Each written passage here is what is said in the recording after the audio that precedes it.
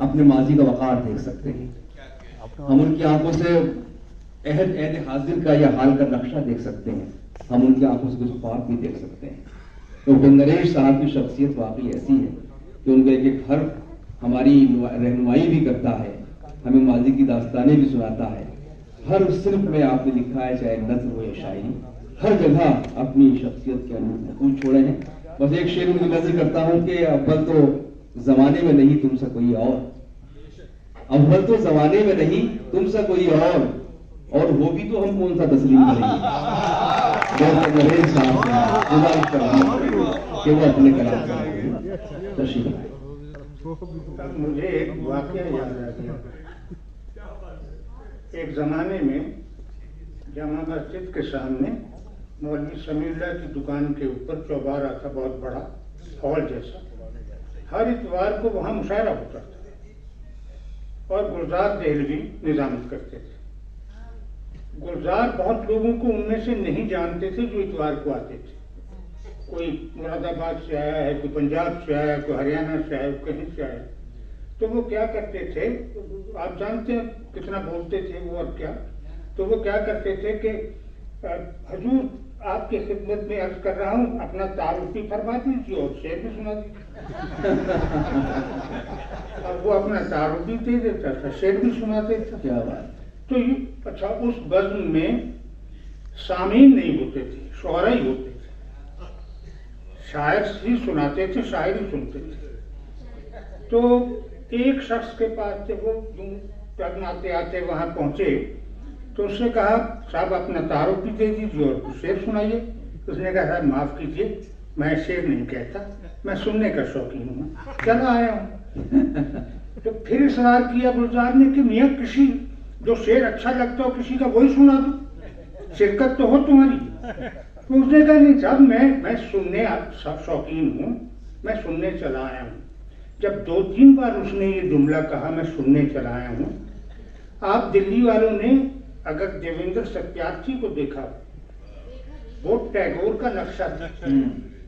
टैगोर के पास 3 टीचर थे शुरू शांति निकेतन में। वो 3 लोग, एक ने उसकी शक्ल चुरा ली टैगोर की, एक ने उसका दिल चुरा लिया, एक ने उसका दिमाग चुरा लिया। दिल चुराने वाले बलराज साहनी थे जिसको आप एक्टर के तौर पे जानते हैं। दिमाग चुराने वाले आचार्य हजारी प्रसाद द्विवेदी थे, हिंदी के बहुत बड़े आलिम।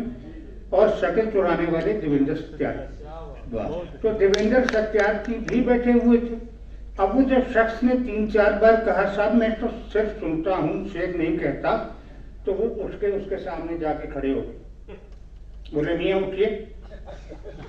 अब बोलते खड़े हो गए, सलाम किया। वो जानते थे सत्यार्थी हैं, सलाम किया। बोले गले मिलो, तुम आज तक थे कहाँ? मैं तो रिक्शे वाले को पैसे दे के शेर सुनाता है।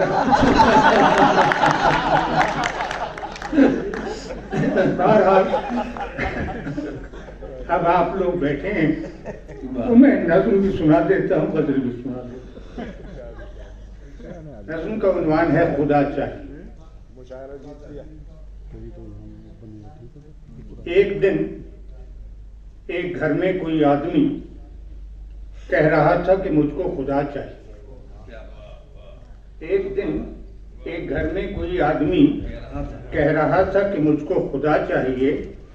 उसकी फरियाद पर रहम आया मुझे। मैं बुलाकर उसे अपने घर ले गया। घर में छोटा सा मंदिर था खुद का मेरा, जिसमें बुत मैंने रखे हुए थे कई। राम सीता के बुत, कृष्ण राधा के बुत हनुमान के। कुछ तस्वीर भी उनमें मौजूद थीं, गंगा मैया की, भैरों की, प्रयाग की, गाय माता, गरुड़ और शनिदेव की।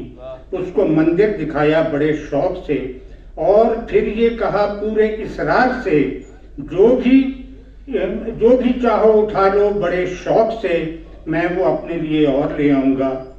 एक लम्हा तजब्जब किया उसने, फिर दस्त बस्ता कहा मुझसे डरते हुए, शुक्रिया इस सखावत का भाई, मगर इतने सारे खुदा मेरे किस काम के? ये तो सब हैं तुम्हारे बनाए हुए, मुझको कूजे नहीं कूजा घर चाहिए।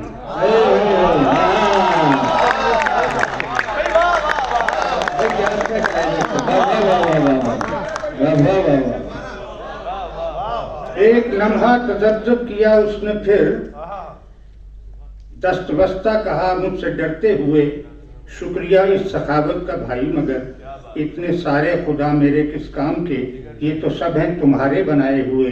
मुझको कूजे नहीं कूजा घर चाहिए, जिसने तुमको बनाया है वो चाहिए, जिसने मुझको बनाया है वो चाहिए। खैर चलता हूँ कहकर वो चलता बना, और मैं देर तक सोचता ही रहा, इसको क्या चाहिए, मुझको क्या चाहिए।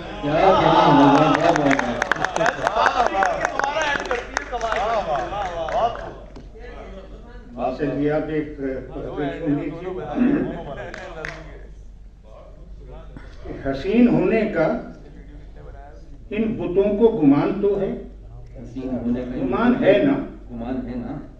हसीन होने का इन बुतों को गुमान है ना, हमारे ज़ौक़े नजर का भी इम्तिहान है ना। हसीन होने का इन बुतों को गुमान है ना, हमारे ज़ौक़े नजर का भी इम्तिहान है ना। अगर तुम्हारे अमल में माने है तंग दस्ती, अगर तुम्हारे अमल में माने है तंग दस्ती, चलो मैं देता हूँ तीर तुमको, कमान है ना। क्या चलो मैं देता हूँ तीर तुमको, कमान है ना। और समो के लफ्जों में ला इलाहा का सुना, समो के लफ्जों में ला इलाहा का पयाम वहदत, समो के लफ्जों में ला इलाहा का पयाम वहदत हवा में खुशबू बिखेरती है, अजान है।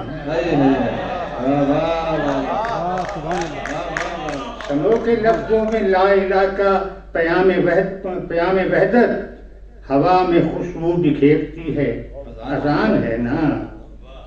और महान भारत के एक गांव में आज कोई, महान भारत के एक गांव में आज कोई गले में फंदा लगा रहा है, किसान है ना।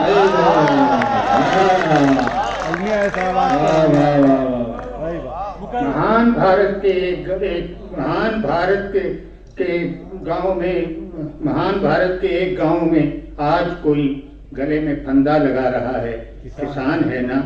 और जमाना उसके तमाम कसबर निकाल देगा, जमाना उसके तमाम कसबर निकाल देगा। अभी वो सपनों में जी रहा है, जवान है ना।